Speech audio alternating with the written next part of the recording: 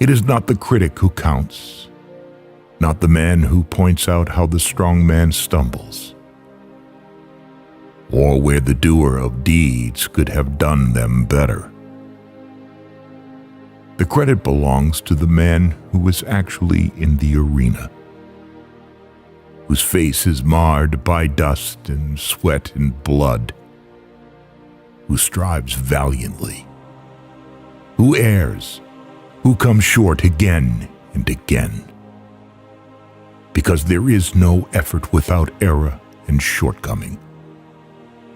But who, at the best, knows in the end the triumph of high achievement, and who, at the worst, if he fails, at least fails while daring greatly.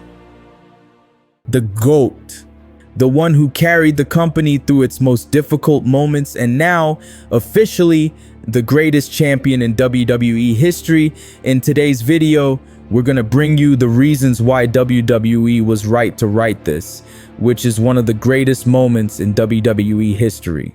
And the first point is, John Cena's victory, which symbolized evil overcoming good on the biggest stage of all, was not just his victory, but ours as well. Because we did this. We killed the hero. Don't act surprised. Don't act innocent. You were there, booing the good guy, rolling your eyes at every cheesy promo, begging for something real. We didn't want Superman anymore. We wanted the Joker with abs. While everyone else was out here stabbing each other in the back, forming cults, joining evil corporations, or throwing fireballs into people's faces, Cena stayed pure. He never turned heel, never took shortcuts, never dipped a toe into the deliciously messy world of moral ambiguity. And WWE clings to that image like it's the last bag of ice in a heat wave. Look at Cena. Look how good he is. Look how right he always is. Yeah, we know. We've heard it for 2 decades. He's right, he's noble, and he never gives up. Fantastic. Can he go away now? Because here's the real kicker. That image, that perfect, untouchable moral poster boy, it's not inspiring anymore. It's annoying. It's fake. In a company that's embraced reality, where fans chant, "You deserve it," ironically, and everyone knows wrestling is scripted, this cartoonish version of Cena just doesn't work. He's not a hero, he's a corporate mascot. And let's be honest, we don't even want him to be a hero anymore. We want him to fall. We've been dying to watch him crumble. Why? Because we're sick. Because we're bored. Because we, the fans, have evolved, and he hasn't. Cena is the last man standing in a world that already burned the rule book. We watched Steve Austin flip off his boss.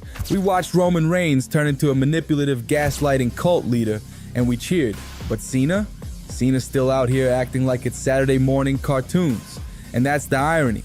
The guy who preaches about rising above hate ended up hated because he refused to do our wills. But now, as you know, our Superman now has 2 horns and a red cape. And why? Because we won. We wanted evil to represent pro wrestling, and WWE for decades refused to do that. But in the end, our will prevailed, and the cruel voice of the majority blew poor Cody's face off in the Elimination Chamber. So John Cena's victory at WrestleMania 41 was not only a victory for him, but also for our voice, which converted even the best of us to evil. And the second part of this argument is, I know what you're thinking. John Cena was the favorite to win the fight. So doesn't that make him predictable? Again, John Cena is being priced at $200, which is a considerable favorite. But doesn't this all seem a bit surreal to you? Heel John Cena beating the new face of WWE in the middle of WrestleMania. Isn't that pure chaos?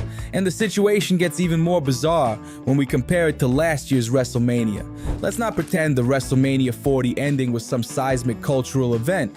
Cody won. Great.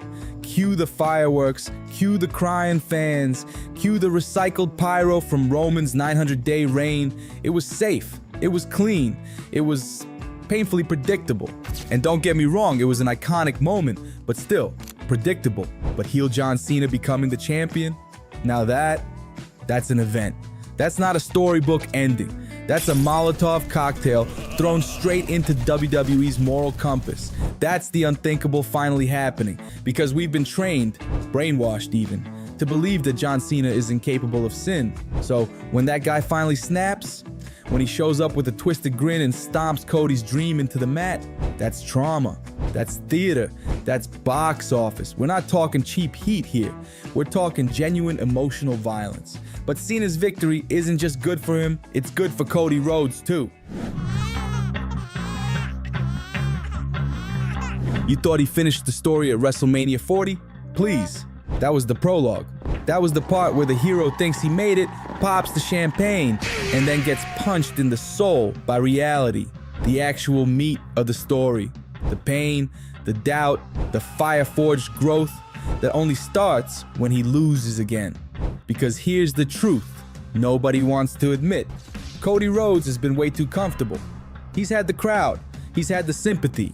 He's had the family legacy. And now he has the belt. Great.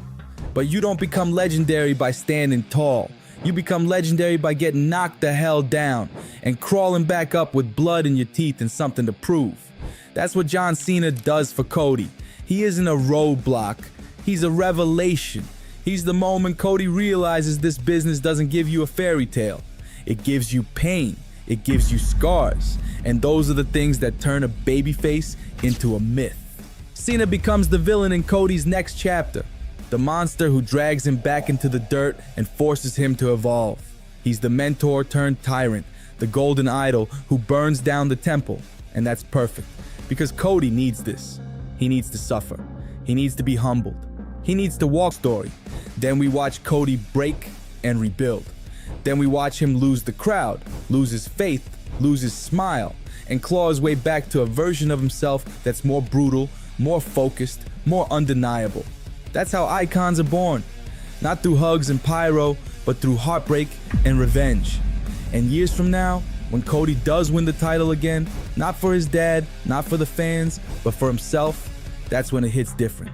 Because then we'll remember the night John Cena broke him, and we'll realize that's the night Cody Rhodes became real.